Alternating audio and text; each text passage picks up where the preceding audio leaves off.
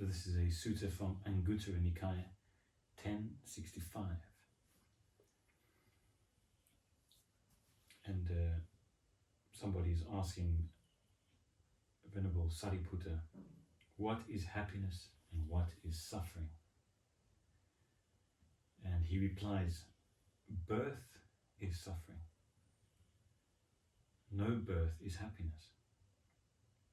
When there is birth, you can expect this kind of suffering: cold, heat, hunger, thirst, defecation and urination, contact with fire, sticks and knives, and relatives and friends get together and annoy you. When there is birth, this is the kind of suffering you can expect. When there is no birth, you can expect this kind of happiness: no cold, heat, hunger, thirst, defecation or urination, no contact with fire, sticks or knives, and relatives and friends don't get together and annoy you. When there is no birth, this is the kind of happiness you can expect. But there is no birth. So yeah.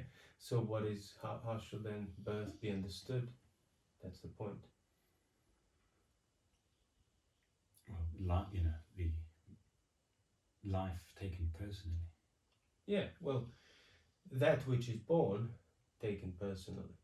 The Buddha describes birth as coming out of womb and manifestation of the aggregates into this world. But people seem to sort of misconstrue that in a sense that they think that manifestation ended once you came out of womb. No, that's birth, and it still is. Jati. Yeah, jati. The manifestation that you are now is all due to you coming out of the womb. So all of this now, heat, cold, relatives, all of that is that birth. It's because of that birth.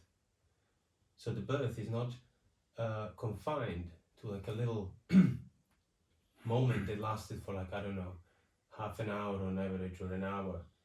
No, manifestation persists because of the birth. And the birth is the manifestation. So for as long as you're manifested, you are born. In the same sense, like, I don't know, you enter this country now. You cross the border. The fact that now, wherever you are here, you are within the country because you crossed the border, because you entered it. So you are manifested here now. And I don't need to find out where you crossed the border and how long it lasted, or observe it. The fact that you are inside here, inside of this country, I know that you must have crossed the border. So you were born. So your manifestation is what your birth is. That's when Paticcasamuppada, when one is sort of freed from ignorance, he frees himself from birth. You can't undo coming out of womb, but you can undo appropriation and ownership of that manifestation, which was your birth, which was through your birth, which was because of your birth, which is what your birth is.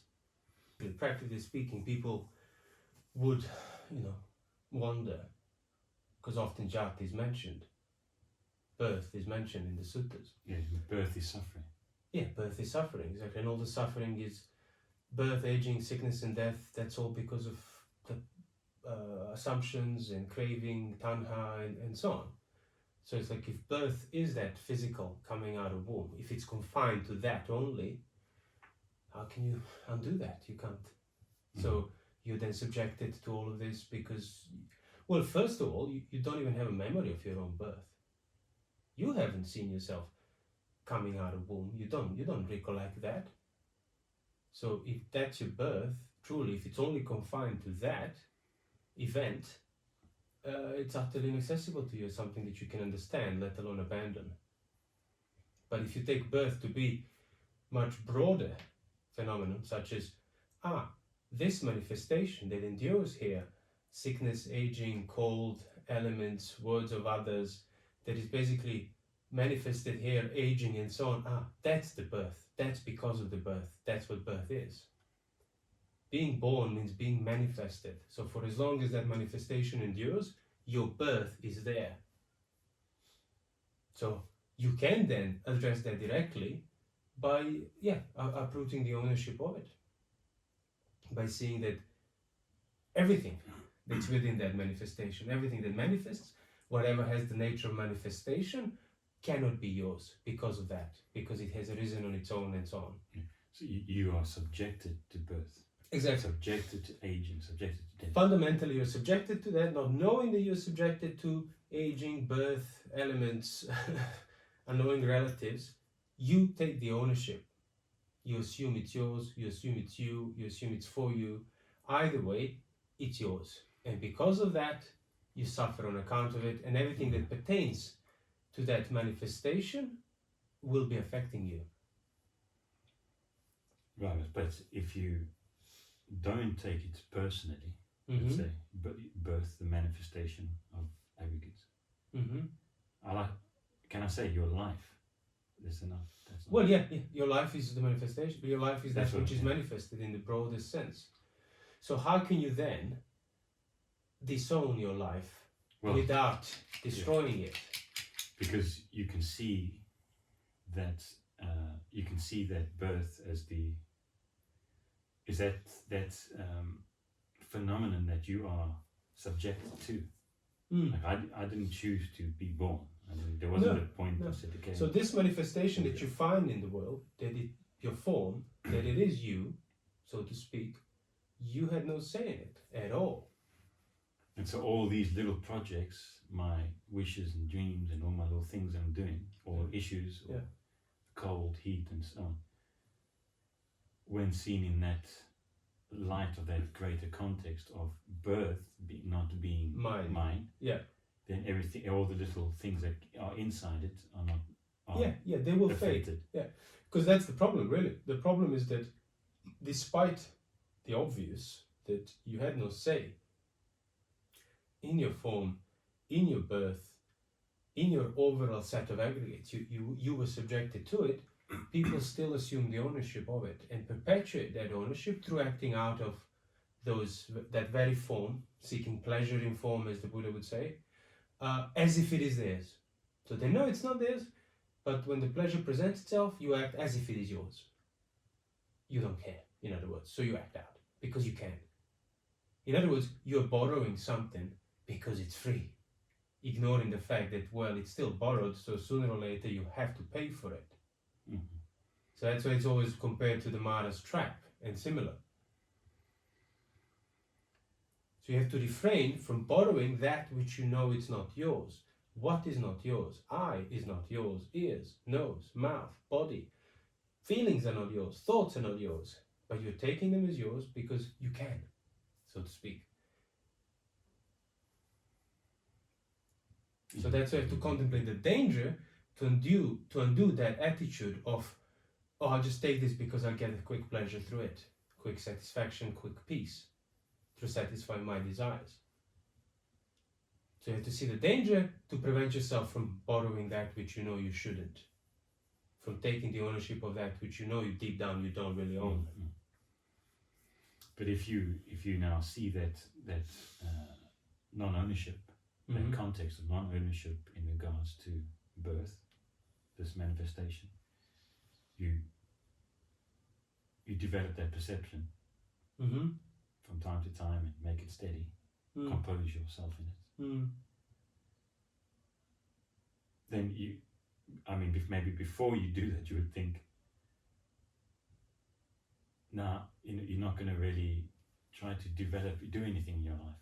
You're not going to, because life is not mine.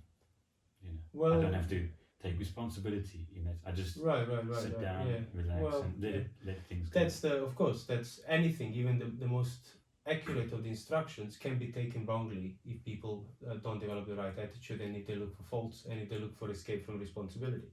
So you can't possibly address that. You can't possibly say, well, how can we prevent that from happening? Because that's up to people to decide. So all of the instruction presupposes that the person who is listening to this is authentic, wants to be free from suffering, has already taken responsibility for their own situation, and is not trying to avoid it, and wants to find a solution that they can develop the freedom from suffering. But if a person doesn't have that attitude, the Buddha himself can be speaking, and people will just hear what they want to hear to justify what they want to what they justified already before for themselves, and avoid the responsibility for it. So you don't have to be throwing things away, destroying your body, Well, no, exactly. Yeah. That might be like the first impulse, Yeah. but it's like, well, so you're destroying someone else's property now. So if it's not yours, why do you think you have a right to destroy it either? Mm. Like, not borrowing it does not mean destroying it. But yes, people will destroy it because for as long as it's there, it's tempting me to borrow it. Well, that's the catch. To learn how not to borrow it. Not to destroy it so you're not tempted. Then you borrowed it. You have to pay for it because you destroyed it. Plus, you're not using it either. You broke it, you bought it. Yeah, that's exactly it. So how to be in the world. How to be in the world and not be with the world. Precepts. Thoroughly taken seriously. Seeing the danger in the slightest fault, as the Buddha says. Guarding of the sense doors. We spoke about it often. So it's not like I adhere to these precepts because I'm Buddhist or something. No, I adhere to these precepts because they're prerequisites for containing my mind that needs training. And then that training starts to be put in place through sense restraint and guarding of the sense doors. So that's, for example, like when something is not against the precepts, but you still don't necessarily do it if you know that it's rooted in desire mentally. So you guard your sense doors because that's where the problem is. Oh, is this rooted in unwholesome desire or not? Not is this according to the letter of the rule or not?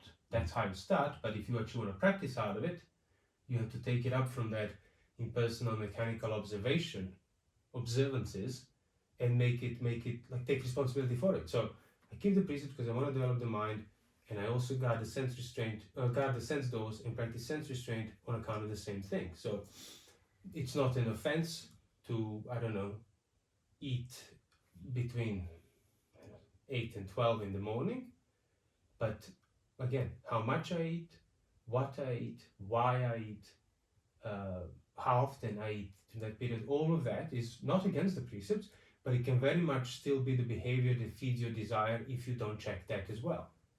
So you guard your sense doors, and you're moderate, and you also practice sense restraint within the precepts that you already keep. So that's how you basically fortify yourself against the direction and the pull of the world. So you're in the world, but not with that world on the same level. And it's the same whether you're a monk or not. But you have to be contemplating the danger in that world then as well. Well, yeah, that contemplation, I mean, will be sort of, you'll be revolving around there one way or the other.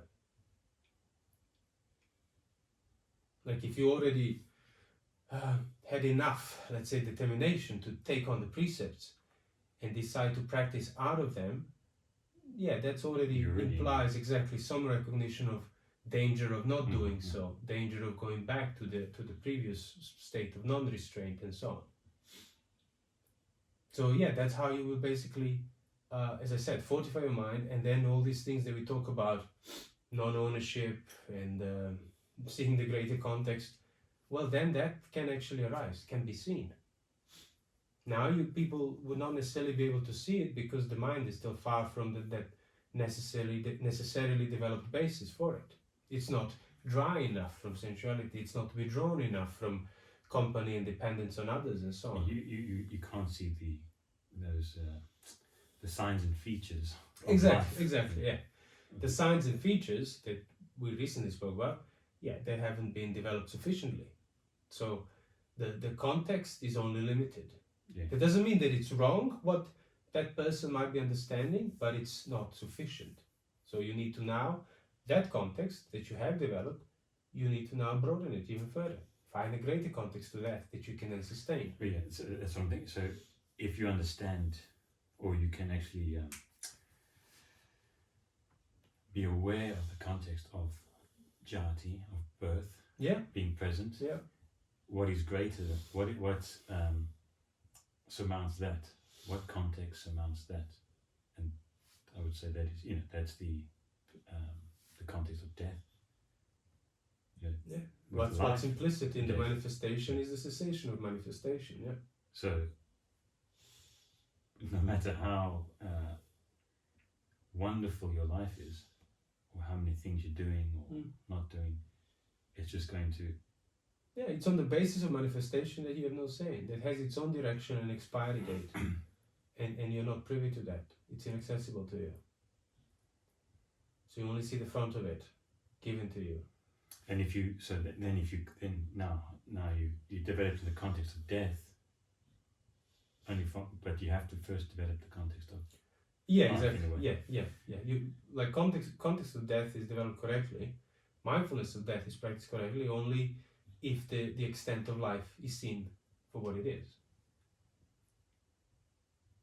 And then in that sense, when you understand the context of death, then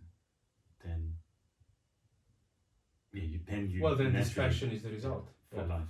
Yeah.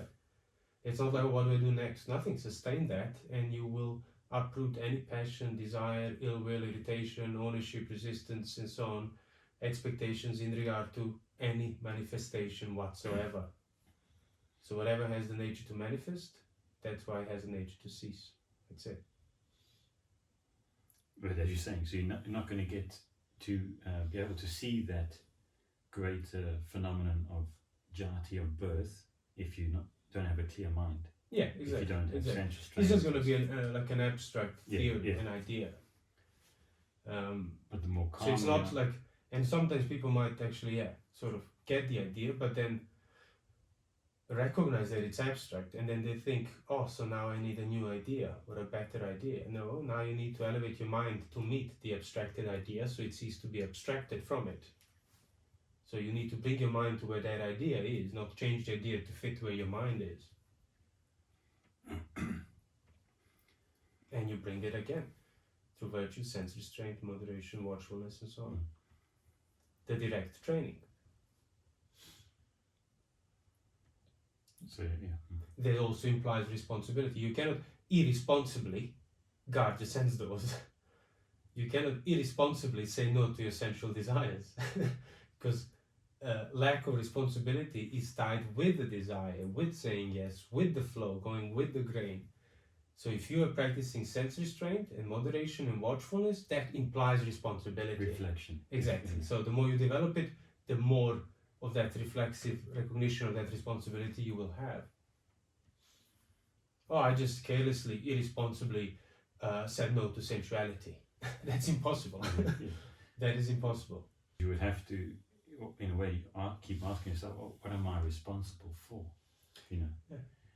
I'm responsible for choosing. Well, that's for action. What am I responsible for? It doesn't need to be anything specific. I'm responsible for accepting this manifestation of this birth.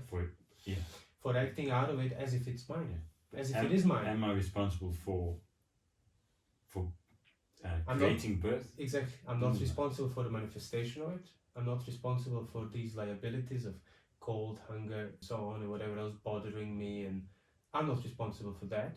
But I'm responsible if I take up the ownership of this form that's experiencing all of that.